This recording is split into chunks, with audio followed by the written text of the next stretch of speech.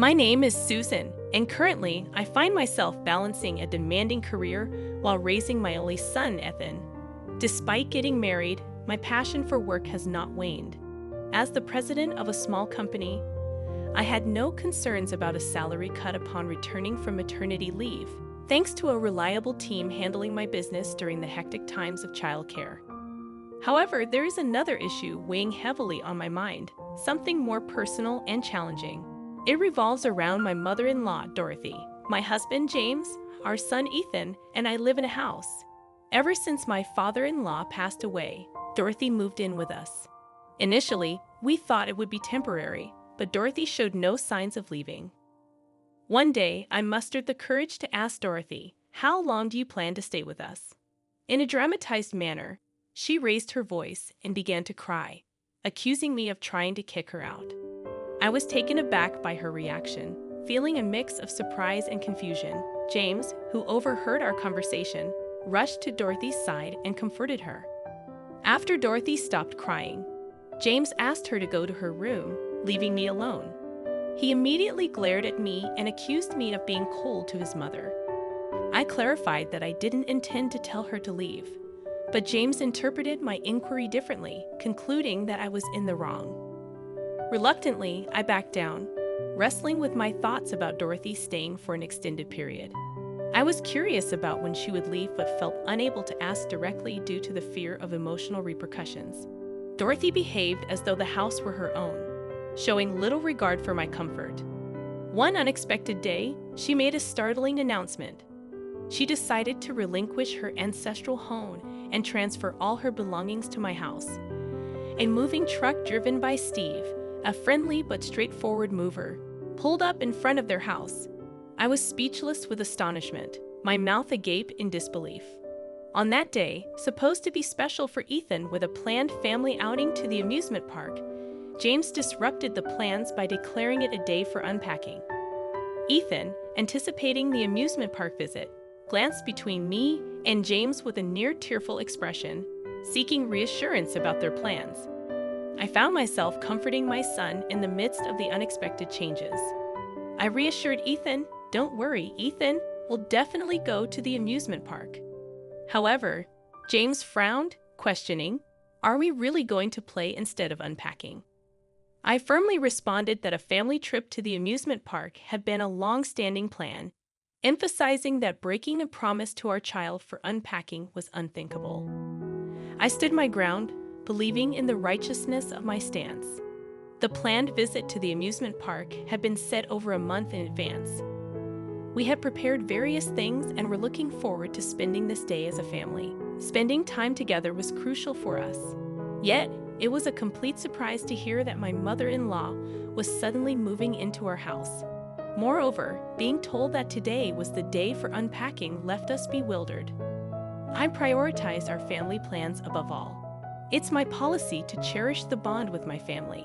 However, my mother-in-law reacted emotionally to my decision, crying excessively and claiming, "Susan doesn't want to live with me. That's why she's prioritized her own child over me." Steve, the mover, realizing the conversation wasn't progressing, asked, "Well, unpacking can be done anytime. Isn't keeping a promise with your family more important? Also, did you actually inform your daughter-in-law about the move?" Perhaps embarrassed by Steve's rational words, my mother-in-law's face turned red. My husband, James, just glared at me, uncertain of how to react. It seemed he preferred to prioritize packing for his mother over going to the amusement park with our son. Nevertheless, I took Ethan's hand and headed to the park as promised, creating a clear rift between my husband and me. One day, my mother-in-law casually broached the subject. "Hey, Susan, could you possibly stay home this upcoming weekend?"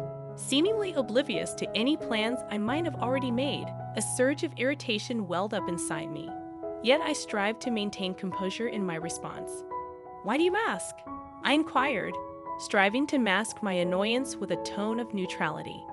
She expressed her desire to spend quality time with Ethan, claiming that I was always around him, making it unfair for her. It was apparent she had eavesdropped on my earlier conversation about a mall outing plan with Ethan for the next weekend. She began to assert that I should avoid joining them at the mall. suggesting a scenario where James, Ethan, and herself would go, leaving me to oversee the house alone. I responded, "If you're keen on visiting the mall, why don't we all go together?" I suggested, hoping to strike a balance and not let Ethan out of my sight, especially not with Dorothy, whose trustworthiness had been in question since the day I witnessed her faint tears. Dorothy's expression morphed into a mix of reluctance and disappointment. She was jarred by my proposition. Voicing her displeasure was not an option, and with evident reluctance, she nodded in agreement, conceding to the new plan. At the shopping mall, I was selecting clothes for my son, Ethan, just as I had planned. Recognizing that children grow up fast, I picked out slightly larger sizes. Suddenly, my mother-in-law, Dorothy, came over and said, "Don't you know his size?" This size would fit Ethan perfectly. She had chosen a size that fit Ethan just right for the moment. I tried to explain that kids grow quickly, and it's better to have a bit of room in their clothes. However, Dorothy quickly retorted, "When he grows, just buy new ones. Don't be so stingy." I was internally taken aback by her attitude. Continuously buying perfectly fitting clothes would be a waste of money, and our family budget couldn't afford such frequent purchases. I resisted. But then my husband, James, intervened, saying, "I'm paying the bills. If you're stingy, it reflects poorly on me." Ultimately, James paid for the clothes Dorothy had picked out. Afterward, Ethan wore those clothes for a while, but in just a few months, he started complaining that they were too tight and stopped wearing them. Dorothy saw this, and her face showed a mix of emotions, a complicated blend of realization and disappointment. Deciding to sort out the unnecessary clothes overflowing in our home, many of which were no longer in use, I chose to give them to a mother friend of mine whom I got close to at the daycare center attached to our company. She was delighted to receive them, and seeing her joy warmed my heart. However, my use of this daycare center seemed to be something my mother-in-law couldn't come to terms with. She didn't try to hide her critical attitude towards me, challenging me with a stern tone. "Why would you leave Ethan with someone else when I'm right here at home and working while having a child? That's detrimental to his upbringing." Her words pierced deeply into my heart, but I felt the need to firmly state my position. "Actually, I need to work too, or our finances wouldn't make ends meet," I replied, yet with a firm resolve. My mother-in-law further criticized me, saying, "Just how much do you think your earnings amount to?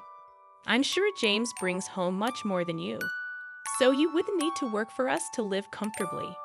You must be incompetent at your job," she accused. Her words deeply scarred me, and at that moment, I wondered if James had ever mentioned to her that I was the president of our company. Frustrated with this realization, I felt the need to find a new way to navigate this complex relationship with my mother-in-law. "I actually earn more than James, mother-in-law," I said, my voice laced with a mix of confidence and a hint of sarcasm. Little did I know this remark was about to ignite a fiery response from Dorothy, my mother-in-law. "How dare you speak like that, daughter-in-law?" Dorothy raised her voice, a blend of shock and anger seeping through her words. "To openly undermine your husband is unforgivable. Not only does she barely manage to care for our child, but she also has James assist with the household chores. And now she boasts about earning more than her husband. Can't she even show the slightest respect for him? James wouldn't struggle a bit without you around." Dorothy's voice grew louder, filling the room with her indignation. Hearing the commotion, James entered the room, a look of concern etched on his face. "What's going on?" he asked, sensing his son's presence as a form of support. Dorothy continued with even more vigor. "Tell me, James, you don't meet Susan, do you? If it were just you, me, and Ethan, we could live happily. This woman's presence only makes our lives more constrained, doesn't it?" James, slightly taken aback, responded hesitantly, "Ah well." His lackluster replies seemed to fuel Dorothy's resolve. "Then let's go for a divorce," she exclaimed, retrieving a divorce form from the shelf. It appeared that Dorothy had been harboring the intention of suggesting a divorce to me and James all along. Internally grappling with the turmoil, I came to the realization that I no longer needed a husband who prioritized his mother over his own family. However, I was determined not to give up custody. James shouted angrily, "Everything about you is unbearable. You are no longer needed in our family of three," his voice trembling with anger, symbolizing the collapse of our years-long marriage. Longing for freedom from this house, or rather this relationship, I responded calmly, "I understand, James." With a steady hand, I signed the divorce papers, marking the end of our relationship. Our family consisted of me, my husband James, and our grown son Ethan. However, ever since my mother-in-law Dorothy moved in, the tension in our home had been escalating. Disregarding our plans, Dorothy forced me to help her unpack her belongings, ruining Ethan and my eagerly awaited trip to the amusement park. When I began preparing for the move, she abruptly took James on a hot spring vacation. Ethan had been invited, but having witnessed her mistreatment towards me, he declined, preferring to stay with me. He was still upset about how Dorothy nearly canceled our amusement park plans. Respecting Ethan's decision, James and Dorothy left for their trip, leaving us behind. During their absence, I packed only mine and Ethan's belongings and had them transported by the mover Steve. In my decisive letter, I informed James that he would be responsible for the $4,000 monthly rent for this house henceforth. I also mentioned hiring a lawyer for the custody battle and property division. Leaving the letter on the table, Ethan and I stepped into our new life. Upon their return from the week-long hot spring vacation, James and Dorothy contacted me immediately over the phone. James exclaimed, "Susan, did you really take Ethan with you? Mom is upset. Shouldn't I have custody?" His voice was a mix of anger and surprise. Realizing he hadn't read the letter I left, I asked James gently, "Could you please read the letter I left on the living room table?" The living room, a space she had designed with great care, radiated warmth. He harbored serious concerns about the content of the letter. If it's that letter, Mom said she'd check it first, and she's already read it," James responded, a bit bewildered, often taking his mother, Dorothy's word for everything. I explained the contents of the letter. "It says that you will be responsible for the $4,000 monthly rent of this house going forward. It also states that I won't give up custody of Ethan. And regarding the division of property, I'll contact you after hiring a lawyer." $4,000, James exclaimed in shock, standing frozen. He was aware of the rental status of their home, but had not grasped the actual amount. His cavalier attitude towards financial management had always been a source of stress for me. This house was a rental costing about $4,000 monthly, which I had initially opposed living in. However, James had been adamant about this house, throwing a fit in an unbelievable manner, and I eventually gave in, with him pushing the responsibility of paying the rent entirely onto me. I found myself shouldering the burden of paying the monthly rent, which amounted to approximately $4,000, while James was expected to handle other living expenses. However, James had a habit of spending money without planning, often leaving me to cover the bills. This lack of financial responsibility extended to his mother, Dorothy, who frequently miscalculated her expenses and would call me over at the checkout when she realized she didn't have enough money. I was deeply disappointed with their inability to manage money. James would spend on his hobbies and desires before prioritizing living expenses, leaving me exhausted from his financial oversights. I had contributed my entire salary to the household for a long time, leaving me with very little for myself and making life extremely challenging. Recently, the burden intensified with increased expenses for Dorothy's food and allowance. The prospect of divorce meant shedding the hefty $4,000 monthly rent. Fortunately, the house was in James's name, sparing me from future responsibilities toward him and Dorothy. However, when I asked James to continue paying, he exclaimed, "Why should I pay? I don't live there anymore, and we're divorced. Dorothy even told me to leave the house, so I have no obligation to pay rent." In desperation, James pleaded for my help, but Dorothy intervened, confidently declaring, "Even without you, we can manage the rent. The amount you paid is nothing for James." I was flabbergasted, knowing that James, with a net income of around $2,000 and hardly any savings, could not afford the rent. Dorothy seemed under the impression that James was still financially well off, leading her to mistakenly believe in his abundance. Realizing the impracticality of their situation, I urged them to consider canceling the lease and discussing it with the real estate agent. Dorothy snapped back, dismissing my concerns. Frustrated, I hung up the phone, contemplating how James and Dorothy could provide a stable environment for raising a child. Ethan and I had recently moved into an apartment in a convenient neighborhood close to my workplace, creating a comfortable living environment. About a month after my divorce, James and Dorothy unexpectedly showed up at my workplace, causing a scene at the company's entrance and demanding to see the boss, which was me. I, who was out for lunch with Ethan at a family restaurant, was taken aback when I returned with him, only to find Dorothy and James causing a commotion at the reception. The child care center inside the company allowed me to have Ethan close even at work. The sudden appearance of James and Dorothy left me bewildered, especially since I had been waiting for a response to a meeting arranged by their lawyers. Dorothy, with tears that seemed more manipulative than genuine, pleaded with me, "Susan, can't you just come back home? I understand you are the one providing financially, but enough with this soul killing. It's time to put an end to this." It was clear that Dorothy believed her tearful act would work on anyone besides her son. She was intent on painting me as the villain in this situation. In response to Dorothy's pleas, James chimed in, "Hiring a lawyer? What were you thinking? This is a matter between us as a couple. Ethan would surely be happier with both his parents together." Despite his words, a father who prioritizes his mother over his own son only adds to the child's sorrow. Sighing deeply, weighed down by inner turmoil, I turned to James and said firmly yet calmly, "We're divorced. We're strangers now. If you have something to say, please do it through a lawyer." Upon hearing this, James seemed to realize that talking to me was futile. He turned to our son Ethan, who was standing beside his grandmother, and began speaking. "Hey Ethan, you'd prefer to stay with your dad and grandma, right?" James said, attempting to sway Ethan.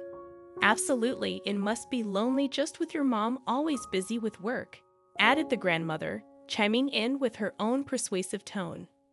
Ethan, seemingly frightened by this exchange, hid behind me and burst out crying loudly. "I don't like you both, you're mean." His pure tears were far more impactful than the grandmother's feigned weeping, resonating strongly with everyone around. Employees from nearby offices quickly gathered, responding to the commotion. They ushered James and the grandmother out of the company, restoring a semblance of order. Relieved at being freed from this distressing situation, I let out a sigh of relief. Later, through my lawyer, I warned them that if they ever showed up unannounced at my office or followed me and Ethan, I would consult the police. This warning seemed to calm them down. James and his mother, who were previously living in a house costing $4,000 in rent, had to let go of their luxurious lifestyle and move into a modest apartment. But the real tragedy for James was just beginning. He had been boasting to his colleagues about living in a lavish house, and now, terrified of them discovering his downgrade to a humble apartment, he quit his job without consulting his mother. This abrupt decision infuriated his mother. Eventually, they both had to start working out of necessity. Despite their new jobs, they spent their days blaming each other for losing Ethan, engaging in bitter arguments, and struggling to pay child support while trying to make ends meet. It was a challenging situation for them. As for me, I've been doing well in my job, and despite the absence of a father, Ethan has grown into a sturdy and reliable young man. In my heart, I always believed that even without such an unreliable father figure, I was capable of raising this child admirably.